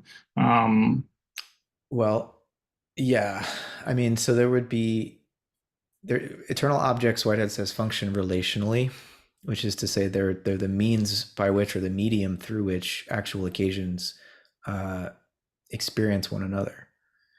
So, you know, how do we avoid nominalism? how do we know that our my way of making distinctions is just arbitrary, and you have your own way of making distinctions? How can we say that we can actually know the same Mm, thing, the same form, the mm, same idea? And mm. Whitehead would say, well, that's because we're both prehending the same internal object. Um, and so it's like eternal objects are kind of like the glue that allow actual occasions, despite their self-creating constructed nature, Mm. self-constructed nature, to still relate to one another as expressions of the same world. And Yeah. so, Whitehead's trying to hold in tension this constructivist impulse at the same time that he wants there to be common uh, objects of reference across uh, Mm. occasions of experience, right? Yeah, but I think I understand the functions that these various terms, concepts are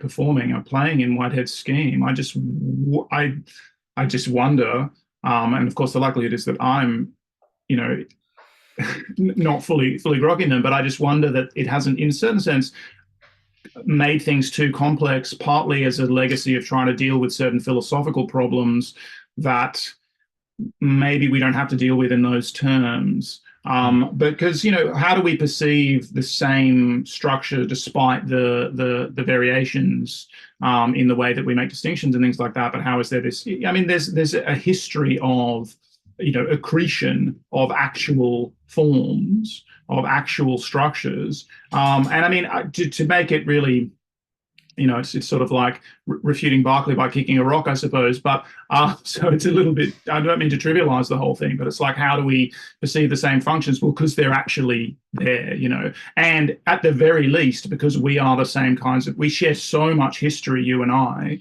like if we make it into sort of, egregiously evolutionist terms, you and I have been separated by, a few thousand years probably at the most. And we might, of course, we might have ancestors far more recently than that. But we haven't been apart very long. We're very much the same kind of thing. Now, again, that can be taken into where Wolfram takes his observer theory, which I think is just a rediscovery of a kind of naive Kantianism, at least in the way he expresses it.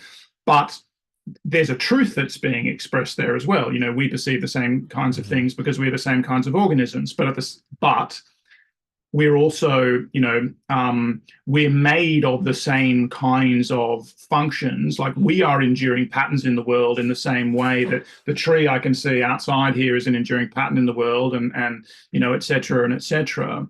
So there's a co-determining, a dependent co-arising of all of these patterns, and the relationality of the whole shebang, so to speak, is stabilizing things. In this way. And I appreciate that what I'm saying is much more vague than what Whitehead is saying, obviously.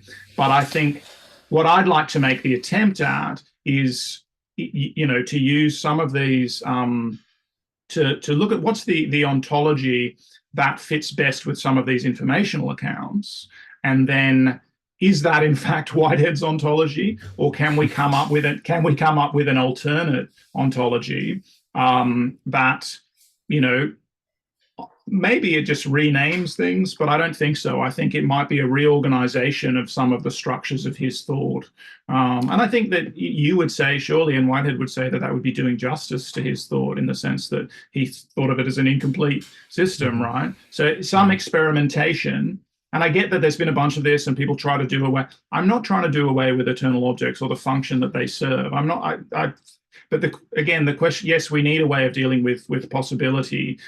We need a way to avoid actualism and these sorts of common traps. But the other question is, and I felt like, and I need to read it again, and maybe that's something we can go through in detail on one of these discussions if I properly prepare for it. But your paper on eternal objects, I think there was a little bit of equivocation there in the sense that you are agreeing. I very much agree with you that you're identifying functions that are required.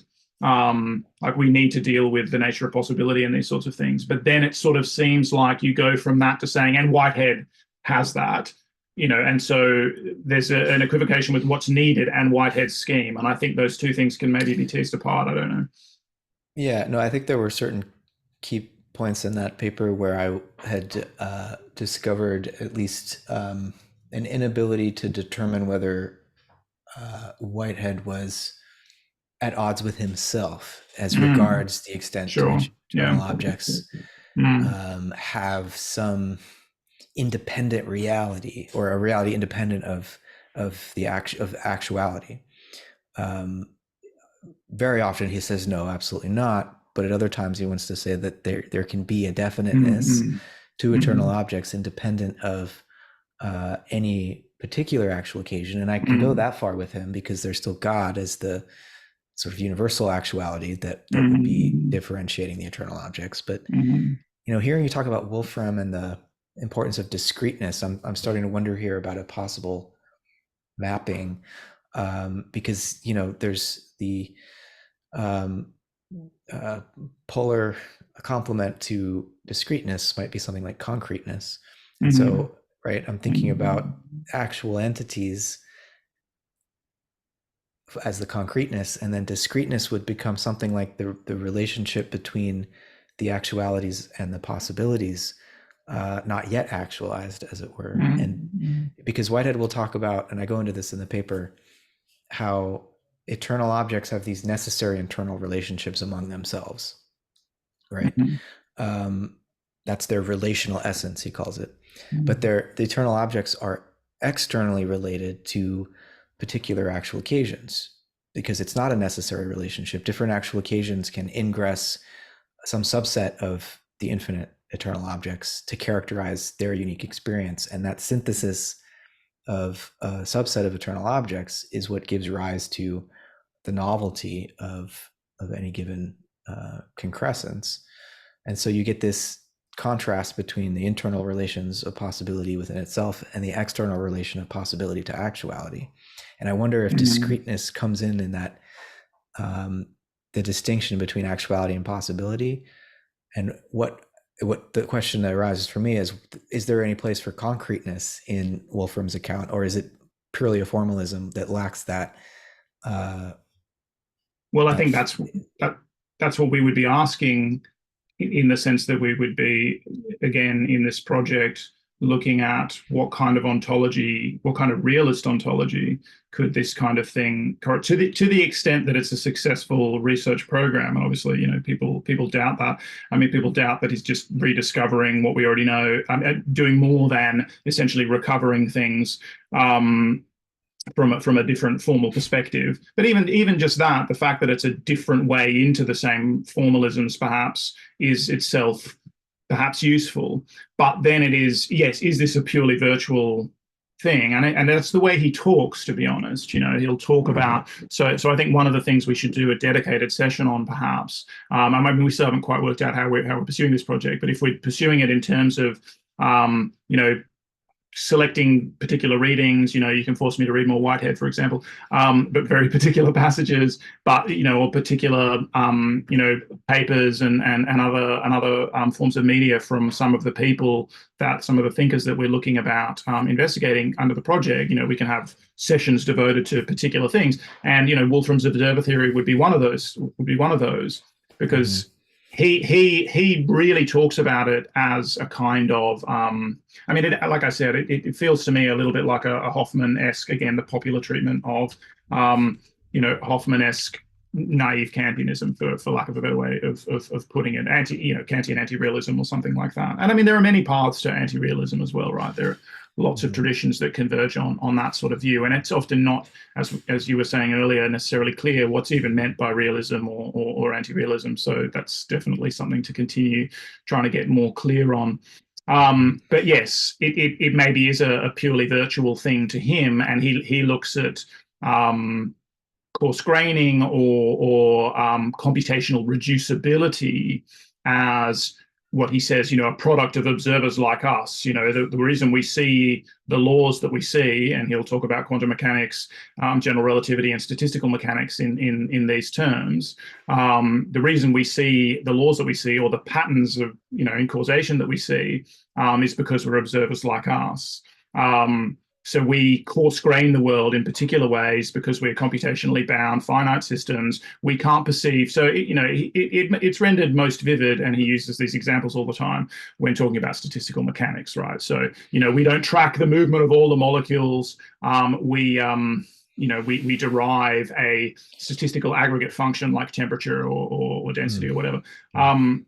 But he will go on to use the example of a measurement or observer, like a piston being an observer or a measurement, that there's an aggregate function of the way molecules at a certain temperature and pressure are hitting this piston that causes it to fire.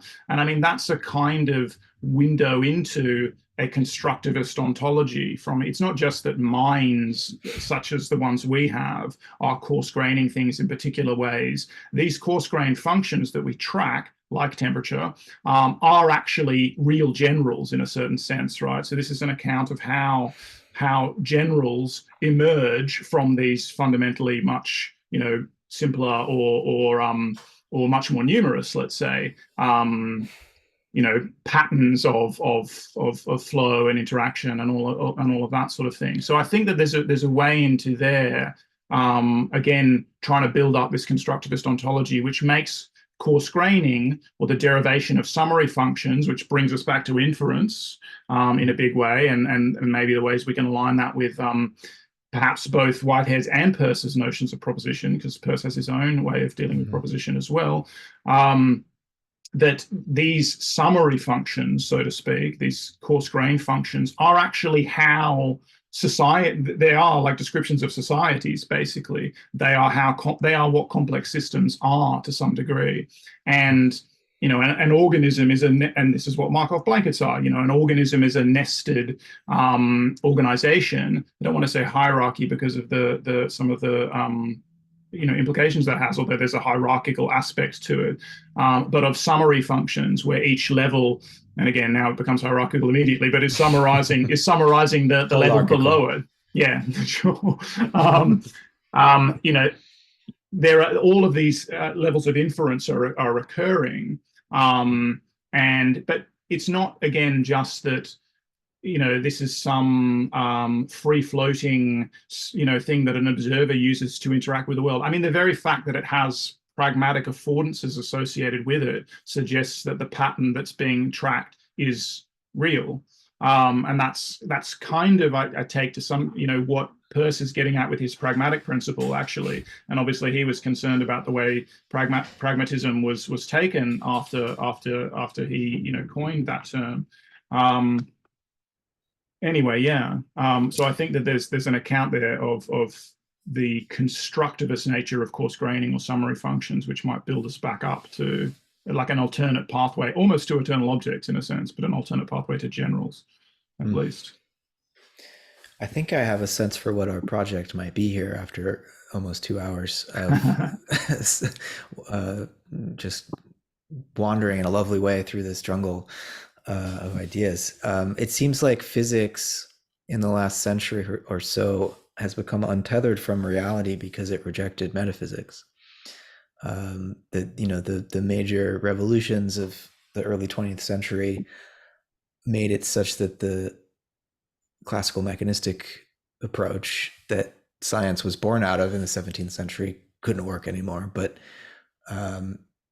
because philosophy, both analytic and continental, rejected metaphysics for their own reasons, physics had nowhere to go to find it, to find help on that, at least. And so if it seems like maybe our project here is to begin to find a way of reestablishing a sense of a realistic metaphysical background for contemporary physics, information theory, and ultimately biology. I mean, this is a huge project. I'm trying to narrow it down, and when I hear myself say it out loud, I'm like, "Oh God, that's vast."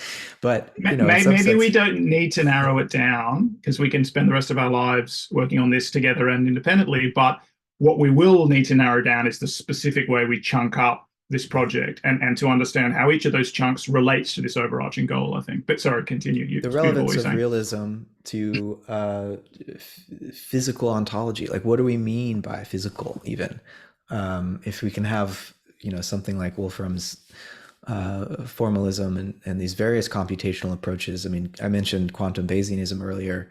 It's another example of an approach to the informational nature of physical reality. And so the question becomes, is this realism or is this not realism? And why do we want realism? And maybe we're trying to convince people that we do want realism. Yeah. So there's an ethical dimension to that, right? Or, why is it important? Yeah, that there be real things that we're all. Yeah, that's a deep question in and of itself, obviously.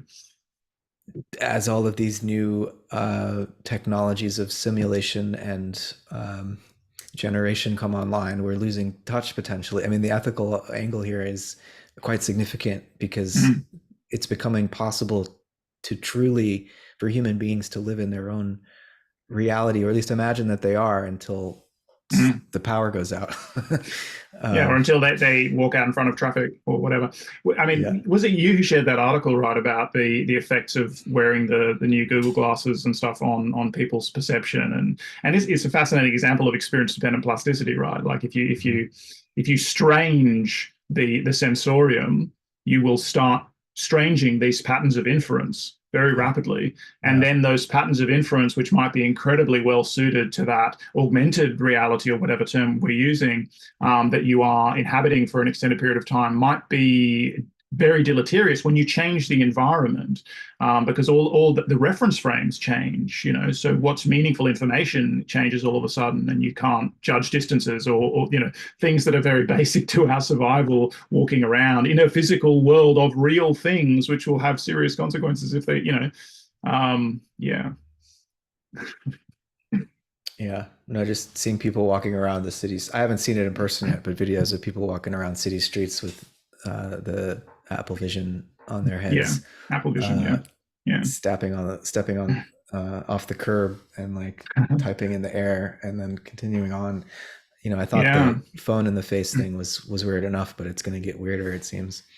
And science fiction's been exploring a lot of these things for a long time, so it's fun and interesting in a lot of ways. But there is a real concern here, and I mean the concern can even just be way more prosaic at the moment, which is just how much time do people, sitting right here, right? How much time do I spend looking into this void, and how does that affect my relationships with my wife and daughter, and I think a lot about now. It's like what's these kids, or my kid, let's say, who already has, I would have thought 2 years ago before she was, 2.5 years ago before she was born, that I would have been like a really militant parent about screens, and it's like, no, you need to really learn to develop this passion for monomodal art forms like text on paper and, music without visuals and visual art, before you should engage with this sort of, Gesamtkunstwerk thing of this complete art form that's continually streaming directly at you. And I still think it's really important to develop those relationships, and I'm really pleased that she is. But she also gets a lot of screen time, way more than I would like, but would have liked, and maybe more than I do like. But she learns tons from that as well. And so we've got to thread the needle between being reactionist Luddites and the real risks, and there are obviously real risks and concerns that we have here, but how do we respond to those without becoming reactionaries is another question. I forget, I always confuse McLuhan's terms of accounts of different forms of media as hot and cold. I think hot is like TV or an iPad that's constantly beaming things at you. Right. There's not much. Yeah. Your active intention and attention is not really required. That would be a colder medium like a book, where your concentration is really driving the whole thing. And then you learn about the value of focused attention. And if you're reading a book, there's an imaginal component to that. If you're listening to music, you learn very much about how present I am with this flow of information. Really, I don't like the term determines, but determines what I get from it, and it's incredible. Like background music versus something that I'm completely absorbed in. The same piece of music elicits a completely different range of responses. And I want my daughter and everybody to have access to those sorts of experiences. because I worry that they just I don't have an issue. I like computer game, I like gaming, and I come from a family like my dad was in the IT industry and was obsessed with gaming and still is, and has played like 800 hours of Elden Ring, like, but he also plays the piano, like I think these are incredible art forms, and there can be some benefit from the way they can capture our attention as well. But if one believes even a little bit that, say, mindfulness is a useful practice, part of what one's training there is a capacity for substrate independent attention. So no matter what is arising, you're able to maintain a certain kind of, well, either focused attention or perhaps an open monitoring type thing. But regardless, what underlies the therapeutic benefit of practices like that? And then what of that are we getting from various substrate dependent practices like reading or like playing music or listening to music? And how are some of those benefits potentially diluted, as you're sort of saying, with these hotter media? Mm-hmm. But that's a digression from the main arc of it ties into. I think it helps maybe put the importance of realism. Yes, I in think perspective. So, yeah. Just a few more minutes, and then I should wrap it up. No, definitely. Yeah, we're going for a long time, but I think one of the things that I think is just really at the core of the project is what is we talked about the ontology of information and why these various information-oriented approaches are successful and all that kind of stuff. But it's really, to me, also just what is the ontology of abstraction? So what is abstraction? What does it mean for systems like us to be able to perform abstraction? But is that itself secondary to some kind of ontological abstraction, which is in terms of these summary functions or coarse graining functions, which for sure is what cognition a lot of is about. But is that something that's actually a constructive principle? I mean, I'm going to say that I think it is, and I think that we're going to struggle to account for a lot of things in terms of realism unless we zero in on the ontology of precisely that process of deriving a, let's say, level of description, but a level of organization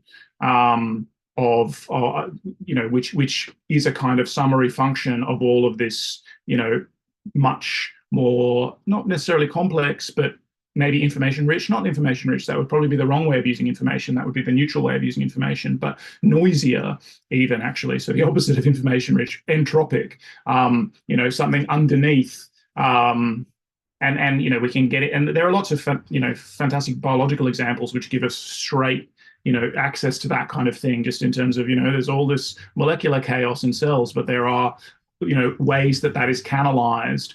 And then I think that can be taken to this deeper story of cosmological origins, basically. What is the canalizing function? And this picture of some kind of churning, this perennial picture of chaos, basically, some kind of movement or void or whatever, from which something ordered emerges, which is a canalizing function, which again might be the primordial envisagement of God, but might be described in other ways too. I think what I can offer here in closing is this line from Whitehead about abstraction, which we are.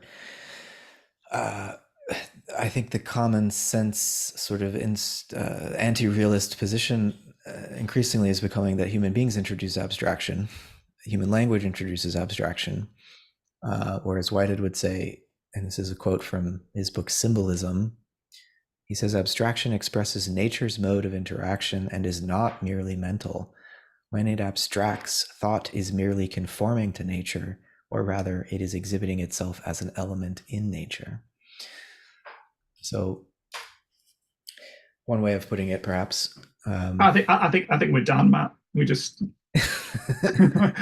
Of course, quote Whitehead. Yeah, just quote Whitehead. I mean, he continues to impress and amaze. And I started reading his introduction to mathematics recently, just as I randomly encountered that in a bookstore, and it's one of the few published books of his that I don't own. I can't claim to have read them all, obviously, but they're all there, ready to be read. along with, 1,000 other books that I haven't read.